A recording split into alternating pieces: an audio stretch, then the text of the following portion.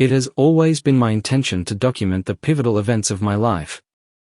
Pivotal events are, of course, never forgotten, endlessly revisited. Some pass in an instant. Others stretch on for years.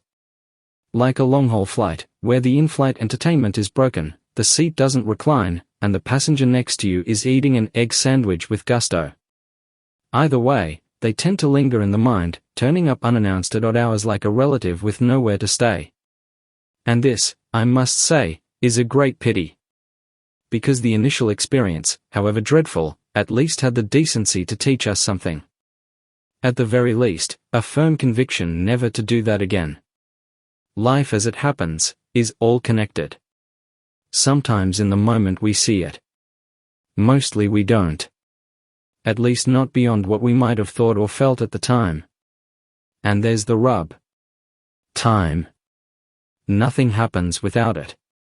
And we never seem to have enough of it.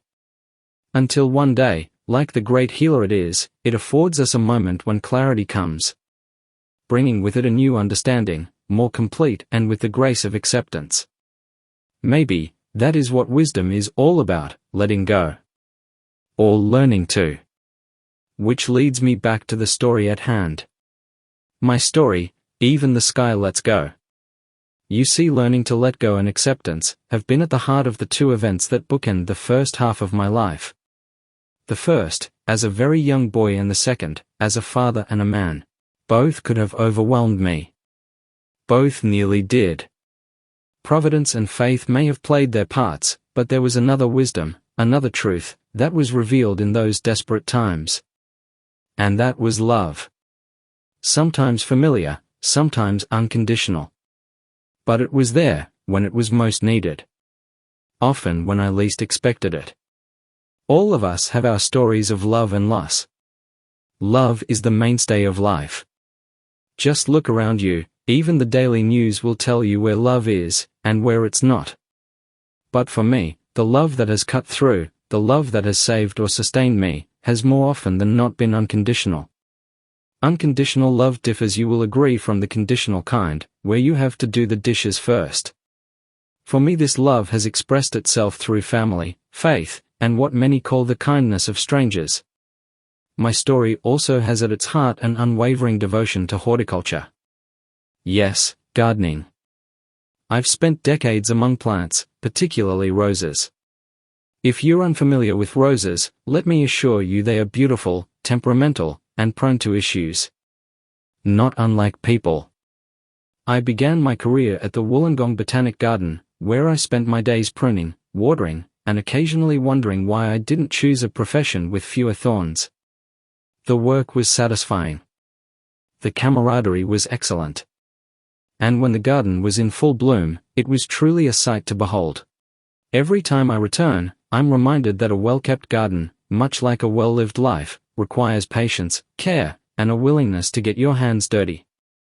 Also, a good supply of mulch. Now in my 70s, I remain devoted to gardening. It's a passion, a calling, and a perfectly acceptable excuse to avoid housework on rainy days. I've collected many quotes about gardening over the years, but one stands out. One is nearer to God's heart in a garden than anywhere else on earth. Now, if the word God gives you pause, feel free to replace it with something less controversial, like Zeus, or something. The point is, a garden is a place of peace, growth, and the occasional battle with a possum. And just like gardening, love requires work. And though at times, it seems entirely futile, there will come a time if you will, when you turn around and realize something truly wonderful has grown. Yes, love, like gardening, requires work. It can be messy. It often involves setbacks. I hope my story reminds you of your own moments of love, connection, and the occasional need for pest control. And if nothing else, I hope it inspires you to plant something. Because, as every gardener knows, there is nothing quite as satisfying as seeing something flourish. Even if it's just a metaphor. Chapter 1, 2 Families. It's hard to know just what makes a family tick. I mean, where do all those concepts, those beliefs, those cultural feel rights, or feel wrongs, come from? Where do mums and dads get their mojo? How do parents synthesize all these things into what we later call our upbringing? Perhaps there's a hidden bureau of parenting that issues instructions in the dead of night. Maybe there was something more to all those calls from grandma and grandpa. In my family, like so many others of the time, you could condense the upbringing we received down to 4 main constructs. Love each other. Very important. Even if someone eats the last biscuit. Work hard and be thrifty. Because money doesn't grow on trees, at least none of the trees in our backyard. Respect and responsibility. Stand up straight, be polite, look people in the eye, and don't touch the good china. Faith and friendship, whether you went to church or not, you had to at least pretend you'd given it some thought. Looking back, that last one was the one dividing line in just about every family I knew. In time, most of my brothers and sisters would find some reason or another to miss Sunday Mass. It was a fault line that could neither be denied or contained. But families come from somewhere. Somewhere other than institutions and social divides. Families come from us. They evolve. They have their own language, their own DNA. And for better or worse, are shaped by the times that they live in. My 2 families. My family, in many ways, typifies the iconic Australian story. The Ryans and the Baileys came from country New South Wales. From the farm and the town. They were down-to-earth blue-collar blokes and working-class women. School was basic, skills were manual and mostly learnt outside the classroom. And while they went to church, and were generally looked upon as good citizens, there was always the touch of the larrikin spirit in both. They were people who knew how to get by, and how to get along. 2 very Australian traits, I think you will agree. Migrants one and all. Nowadays the family Ryan is spread far and wide across the Illawarra and beyond. Every corner of the country, in fact. A remarkable feat, but quite in keeping with the history and character of the Steel City. You see, before the migration of the 1940s, 50s and 60s, there was in fact another migration. Quieter and a little more low-key. Both my parents were born before the First World War. As such, they were part of the generation of Australians born at the very start of the nation. The independent federated Australia of 1901. Not only were they first generation of the new nation, but few of them suffered the travails of the senseless slaughter of that war. The family's origins were not on the First Fleet, but they found their way down under in the mid-19th century. Like immigrants of the time, they went where the work was. And by the time our story starts, they were scattered across the outback of New South Wales. Gunnedah was my father's hometown, Broken Hill my mother's. Dad's father was the postmaster in Gunnedah, a very important job in pre-telephone Australia. My mother's father was a shearer and general farmhand. A regular job at the time, remembering the country road on the sheep's back. Jack Ryan. John Patrick Ryan was born in 1908, in West Maitland near Newcastle.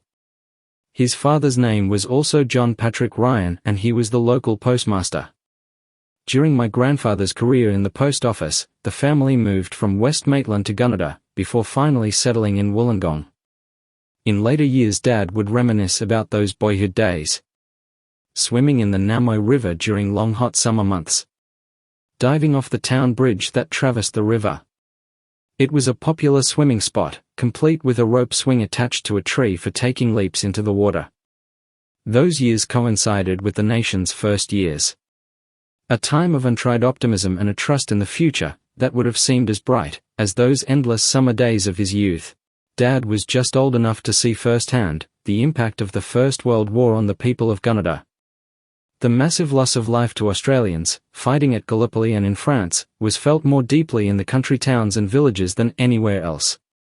Familiar young faces disappeared from the streets and gatherings, from farms and churches. The casualties of the war makes casualties of us all, and they had a devastating impact on my grandfather. After all, he was the man responsible for the distribution of those dreaded telegrams from the War Office. I can't imagine how he coped. After all, Through his family and his church, as well as his job, he knew so many of the families of the district. And he was the first in Gunnedah to know when a family had suffered a loss. Gunnedah, like so many other communities, bore its losses as best it could and remained patriotic to the end of the war.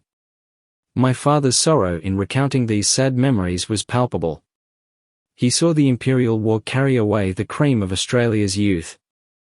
He was in no small way party to the never-ending conversation about the senseless slaughter. Dad was 10 by the time the war ended. He would often lament saying, the war took away the cream of the country," by which he meant rural Australia. In later years he would often refer to war and the British as their imperial arrogance. But with Dad it was the empire, not the individual. But with his own father, it was a different matter entirely. He was a hard man who with time became harder and more withdrawn. He spared neither the rod or the child. And it was not confined to the boys. A hard-nosed blue-collar Irish Catholic, who forgave little and gave little away. His temper and drinking, together with his hard line on all things to do with the church and Catholicism, would drive a wedge between him and his family. In 1923, at the age of 15, Dad began his trade as a bootmaker. A trade he loved, as he always took special care and pride in the quality of his workmanship. Later he would handcraft shoes for all his family. He finished his apprenticeship in 1927. The family separated with their mother and relocated to Wollongong the following year. Their dad joined the local surf club and by a twist of fate was the star attraction at an afternoon fundraiser, where he singled out a pretty, 17-year-old with a song from the stage. Alice May Bailey. Alice Henrietta May Bailey was born on April 10, 1914, in Gypsum Street railway town, Broken Hill. Henrietta was a name my mother detested and was never mentioned around her. She lived in Broken Hill for the first 3 years of her life. Her mother Alice Jameson was employed as a cook and domestic on a sheep station. She was particularly busy during shearing time.